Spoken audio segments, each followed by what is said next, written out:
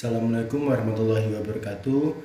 Perkenalkan, nama saya Hisnun Hasnaridan dengan NIM 22402078. Program studi Perbankan Syariah semester 2. Jadi di sini saya akan melaksanakan UAS PKN. Jadi langsung saja ke materi yang pertama. Baik, materi yang pertama itu kewarganegaraan. Kewarganegaraan dibagi menjadi 4, yaitu kewarganegaraan dalam arti yuridis, kewarganegaraan dalam arti sosiologis, kewarganegaraan dalam arti formal, dan kewarganegaraan dalam arti material. Secara umum, dalam menentukan status kewarganegaraan seseorang dikenal adanya dua asas umum yang dapat digunakan, yaitu ius soli dan ius sanguinis. Ius soli adalah penentuan kewarganegaraan berdasarkan tempat kelahiran seseorang. Dengan kata lain, kewarganegaraan seseorang ditentukan berdasarkan daerah atau negara tempat ia dilahirkan, atau dalam istilah bahasa Latin soli, yaitu solum yang artinya negeri, tanah air, atau daerah. Ius sanguinis adalah penentuan kewarganegaraan berdasarkan keturunan, atau dalam bahasa Latin sanguinis yang berarti berasal, dan kata sanguis artinya darah. Ius sanguinis menetapkan kewarganegaraan seseorang menurut pertalian darah atau keturunan. Kemudian, berdasarkan ketentuan Undang-Undang Nomor 12 Tahun 2006, cara memperoleh status kewarganegaraan disebabkan karena yang pertama, permohonan kewarganegaraan atau naturalisasi, kemudian yang kedua, karena perkawinan, yang ketiga, karena berjasa kepada NKRI, yang keempat, mengikuti kewarganegaraan orang tuanya, dan yang kelima, karena pengangkatan. Baik, selanjutnya itu demokrasi dan macam-macam sistem pemilu di Indonesia. Berdasarkan KBBI, demokrasi adalah bentuk atau sistem pemerintahan yang seluruh rakyatnya turut serta memerintah dengan perantaran wakilnya, yaitu pemerintah rakyat. Demokrasi adalah pemerintahan dari, oleh, dan untuk rakyat. Demokrasi dapat diartikan sebagai gagasan atau pandangan hidup yang mengutamakan persamaan hak dan kewajiban serta perlakuan yang sama bagi semua warga negara. Kemudian, hakikat demokrasi adalah penempatan rakyat sebagai pemegang kuasa. Menurut Dwi Sulisworo dan kawan-kawan, menerangkan bahwa hakikat demokrasi meliputi 3 hal, yaitu yang pertama, pemerintahan dari rakyat, yang kedua, pemerintahan oleh rakyat, dan yang ketiga, pemerintahan untuk rakyat. Kemudian yang selanjutnya, manfaat demokrasi. Menurut Cahya Anggara, manfaat demokrasi ada 5, yaitu yang pertama, kesetaraan sebagai warga negara, kemudian yang kedua, memenuhi kebutuhan umum, ketiga, pluralisme dan kompromi, keempat, menjamin hak dasar, dan yang kelima, pembaruan kehidupan sosial. Kemudian, prosedur utama demokrasi adalah pemilihan para pemimpin secara kompetitif oleh rakyat yang bakal mereka pimpin. Selain itu, pemilu sangat sejalan dengan semangat demokrasi secara substansi atau demokrasi substansial, yakni demokrasi dalam pengertian pemerintah yang diselenggarakan dari rakyat, oleh rakyat, dan untuk rakyat. Artinya, rakyatlah yang memegang kekuasaan tertinggi. Pemilu adalah lembaga sekaligus prosedur praktik politik untuk mewujudkan kedaulatan rakyat yang memungkinkan terbentuknya sebuah pemerintahan perwakilan atau representative government. Secara sederhana, pemilihan umum didefinisikan sebagai suatu cara atau sarana untuk menentukan orang-orang yang akan mewakili rakyat dalam menjalankan pemerintahan. Dalam ilmu politik dikenal bermacam-macam sistem pemilihan umum dengan berbagai variasinya.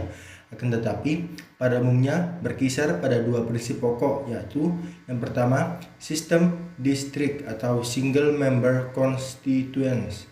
Kemudian yang kedua, sistem perwakilan berimbang atau proporsional atau multi member constituents. Baik, selanjutnya itu otonomi daerah. Otonomi daerah di Indonesia merupakan keniscayaan reformasi setelah kebijakan sentralistik Orde Baru yang menempatkan kekuasaan penyelenggaraan pemerintah pada pemerintah pusat. Untuk mendukung penyelenggaraan otonomi daerah diperlukan otonomi yang luas, nyata, dan bertanggung jawab di daerah secara proporsional dan berkeadilan, jauh dari praktik-praktik KKN, yaitu korupsi, kolusi, dan nepotisme.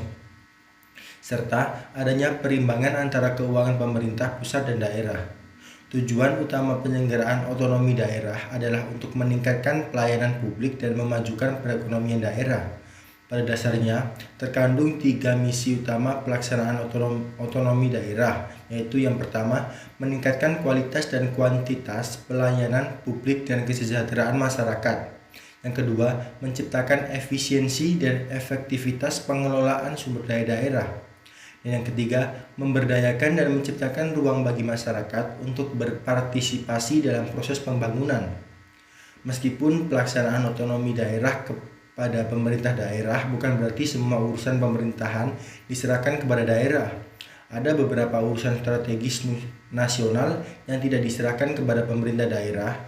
Urusan atau kewenangan itu meliputi yang pertama, politik luar negeri, yang kedua, pertahanan keamanan, yang ketiga, peradilan atau justisi, yang keempat, moneter dalam fiskal, yang kelima, agama, dan yang keenam, kewenangan bidang lain. Baik, selanjutnya itu hak asasi manusia. Hak asasi manusia atau HAM ada sejak manusia ada. Karena syarat untuk memiliki HAM hanya ada satu, yaitu ia adalah manusia. Secara historis terjadi perubahan HAM secara konseptual maupun HAM sebagai suatu aturan yang dikeluarkan oleh negara yang mempunyai kekuatan mengikat dan memaksa. Secara konseptual, terdapat dua paham berkenaan dengan HAM, yaitu universalisme dan partikularisme. Kedua konsep ini cenderung ditempatkan secara diametral. Secara historis, gagasan tentang HAM banyak dihubungkan dengan pengalaman sejarah masyarakat Barat. HAM merupakan unsur utama negara hukum. Karenanya merupakan keharusan bagi penyelenggaraan negara untuk melindungi HAM. Pemerintahan yang demokratis harus menempatkan pelindungan HAM sebagai salah satu tujuan penting yang tidak dapat diabaikan. Negara yang demokratis selalu menempatkan pelindungan, penegakan, dan pengembangan HAM dalam berbagai tindakan. Berdasarkan konstitusi dan menurut para ahli, ciri-ciri dari hak asasi manusia atau HAM yaitu yang pertama, HAM bersifat hakiki. Yang kedua, HAM bersifat universal. Yang ketiga, HAM bersifat tidak bisa dicabut. Dan yang keempat, HAM bersifat tidak bisa dibagi. Baik, selanjutnya itu masyarakat madani. Istilah masyarakat madani semakin marak akhir-akhir ini, seiring dengan bergulirnya proses reformasi di Indonesia. Proses ini ditandai dengan munculnya tuntutan-tuntutan kaum reformis untuk mengganti Orde Baru yang berusaha mempertahankan tatanan masyarakat yang status quo menjadi tatanan masyarakat yang madani. Namun demikian, mewujudkan masyarakat madani tidaklah semudah membalikkan telapak tangan. Membentuk masyarakat madani memerlukan proses panjang dan waktu, serta menuntut komitmen masing-masing warga bangsa ini untuk mereformasi diri secara total dan konsisten. Dalam suatu perjuangan yang gigih, masyarakat madani berasal dari bahasa Inggris civil society. Kata civil society sebenarnya berasal dari bahasa Latin yaitu civitas Dei yang artinya kota ilahi dan society yang berarti masyarakat. Dari kata civil akhirnya membentuk kata civilization yang berarti peradaban atau Gellner seperti yang dikutip Mahasin pada tahun 1995. Kemudian berbagai upaya dilakukan dalam mewujudkan masyarakat madani, baik yang berjangka pendek maupun yang berjangka panjang. Untuk yang berjangka pendek dilaksanakan dengan memilih dan menempatkan pemimpin-pemimpin yang dapat dipercaya atau kredibel dan diterima atau acceptable dan dapat memimpin atau capable. Jika dicari akar sejarahnya, maka dapat dilihat bahwa dalam masyarakat Yunani kuno, masalah ini sudah mengemuka. Raharjo 1997 menyatakan bahwa istilah civil society sudah ada sejak zaman sebelum Masehi. Orang yang pertama kali mencetuskan istilah civil society ialah Cicero sebagai orator Yunani kuno. Ada 3 karakteristik dasar dalam masyarakat madani, yaitu yang pertama, diakuinya semangat pluralisme, yang kedua, tingginya sikap toleransi, dan yang ketiga, tegaknya prinsip demokrasi. Baik, contoh itu integritas versus korupsi. Integritas adalah konsistensi dan keteguhan yang tak tergoyahkan dalam menjunjung tinggi nilai-nilai luhur dan keyakinan. Dalam etika, integritas diartikan sebagai kejujuran dan kebenaran atau ketepatan dari tindakan seseorang. Seseorang yang memiliki integritas adalah individu yang dihormati dan dianggap sebagai contoh teladan, seperti seorang pemimpin yang mempunyai integritas akan mendapatkan kepercayaan dari para pegawainya.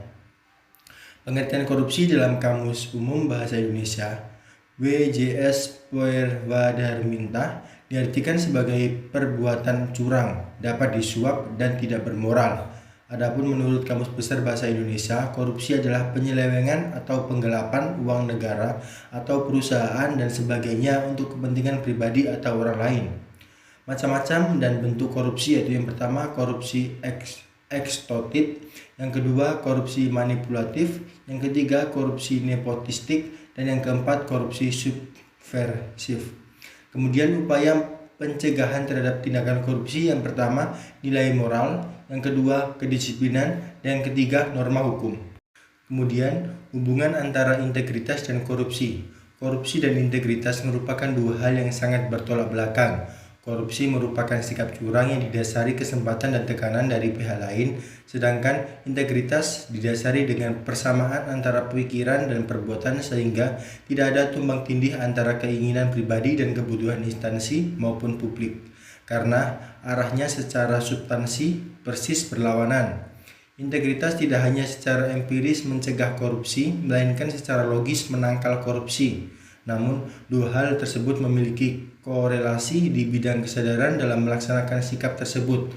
Korupsi didasari ketidakpedulian akan kepentingan negara, sedangkan integritas memiliki ciri sikap kepedulian dan kesadaran penuh akan tanggung jawab yang diembannya, sehingga tidak terjadi penyelewengan jabatan. Sekian materi dapat saya sampaikan. Apabila dalam penyampaian materi saya terdapat kesalahan, saya mohon maaf yang sebesar-besarnya. Akhirul kalam, wassalamualaikum warahmatullahi wabarakatuh.